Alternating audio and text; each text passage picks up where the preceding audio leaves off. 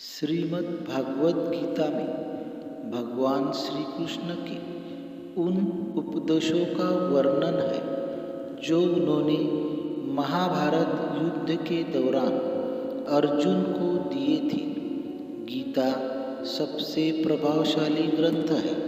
भगवत गीता को भगवान का गीत कहा जाता है। गीता के अनमोल वचन मनुष्य को जीवन जीने की सही राह दिखाते हैं। गीता जीवन में धर्म, कर्म और प्रेम का पाठ पढ़ाती है।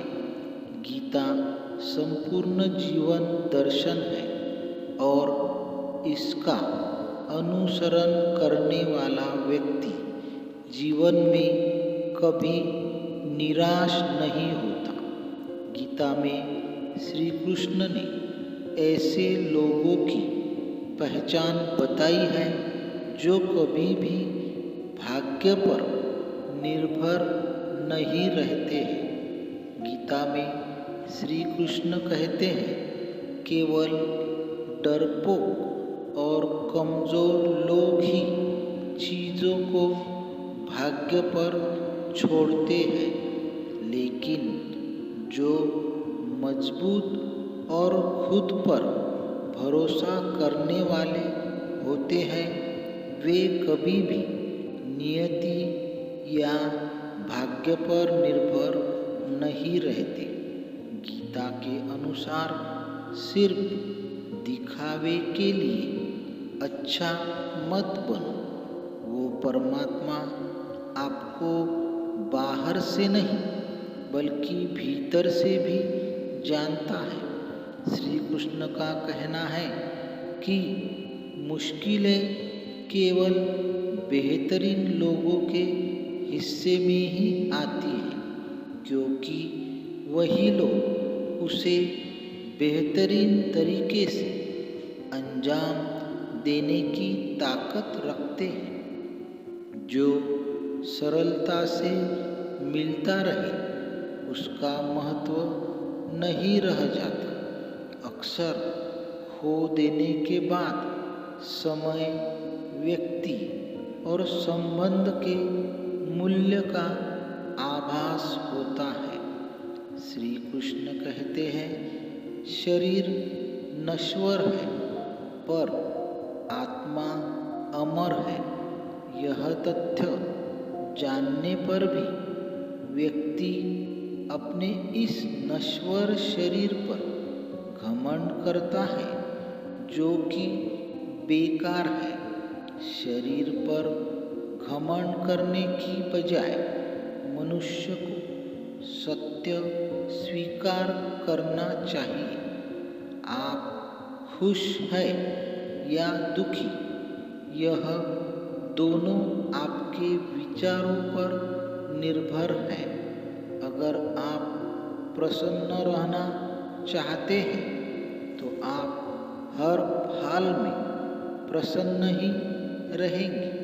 अगर आप नकारात्मक विचार लाते हैं तो आप दुखी ही होंगे।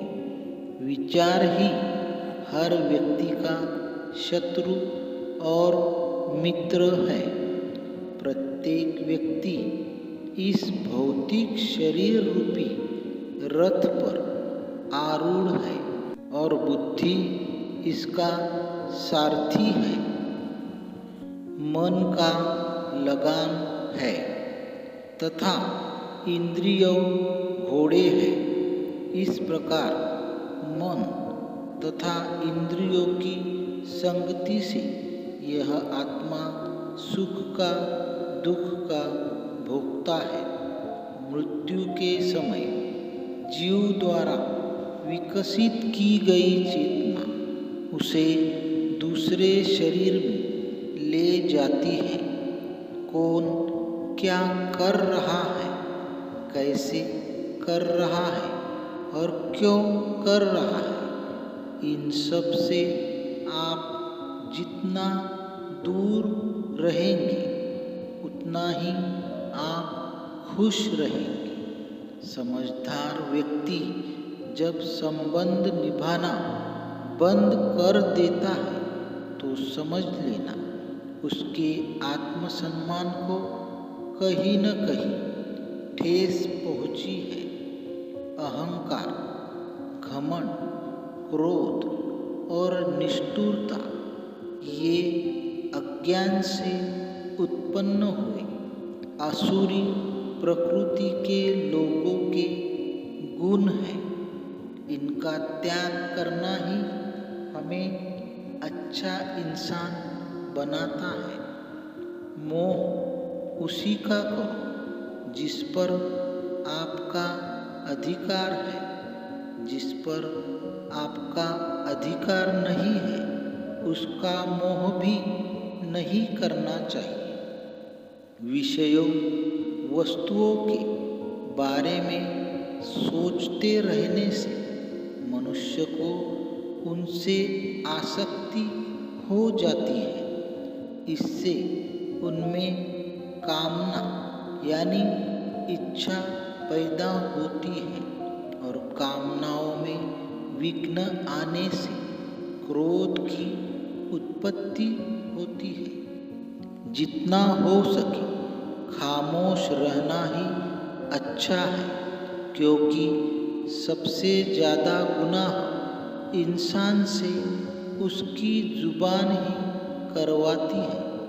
हे अर्जुन, अपने परम भक्तों जो हमेशा मेरा स्मरण या एक चित्त मन से मेरा पूजन करते हैं, मैं व्यक्तिगत रूप से उनके कल्याण का उत्तरदायित्व लेता हूँ।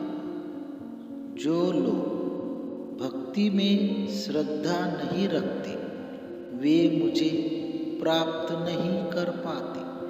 अतः वे इस भौतिक जगत में जन्म मृत्यु के मार्ग पर वापस आते रहते हैं।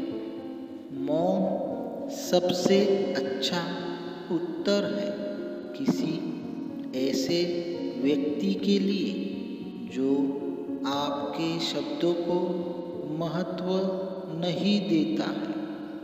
बदल जाओ वक्त के साथ या फिर वक्त बदलना सीखो। मजबूरियों को मत कोसो, हर हाल में चलना सीखो। किसी काम की चिंता करना ठीक है, पर चिंता इतनी भी नहीं होनी चाहिए कि वह काम ही बिगड़ जाए।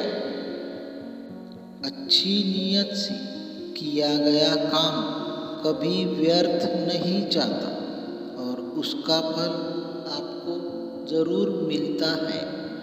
मनुष्य नहीं, उसके कर्म अच्छे या बुरे होते हैं और जैसे मनुष्य के कर्म होते हैं उसे वैसे ही फल की प्राप्ति होती है। तुम्हें सिर्फ अपने कर्म करने का अधिकार है, किंतु कर्म के फलों के तुम अधिकारी नहीं हो। तुम न तो कभी अपने आप को अपने कर्मों के फलों का कारण मानो, न ही कर्म न करने में कभी आसक्त हो जाओ। सही कर्म वह नहीं है जिसके परिणाम हमेशा सही हो, अपितु सही कर्म वह है जिसका उद्देश्य कभी गलत ना हो। संसार में कोई भी मनुष्य सर्वगुण संपन्न नहीं होता, इसलिए कुछ कमियों को नज़रअंदाज करके रिश्ते बनाए रखिए। पूर्णता के साथ किसी और के जीवन की नकल करके जीने की तुलना में अपने आप को पहचान कर अपूर्ण रूप से जीना बेहतर है। जब भविष्य धुंधला पड़ने लग जाता है तब आपको अपने वर्तमान में ध्यान केंद्रित करने की आवश्यकता है। कोशिश कर, हल निकलेगा, आज नहीं तो कल निकलेगा। अर्जुन के तीर सा साथ मशरुत स्थल से भी जल निकलेगा। जीवन की सबसे बड़ी गलती वही होती है जिस गलती से हम कुछ सीख नहीं पाते हैं। जब हमारा माइंड यानी कि मन कमज़ोर होता है और परिस्थितियाँ समस्या बन जाती है, और जब मन स्थिर होता है तब परिस्थितियाँ चुनौती बन जाती है। जब हमारा मन मजबूत होता है तो परिस्थितियाँ अवसर बन जाती है।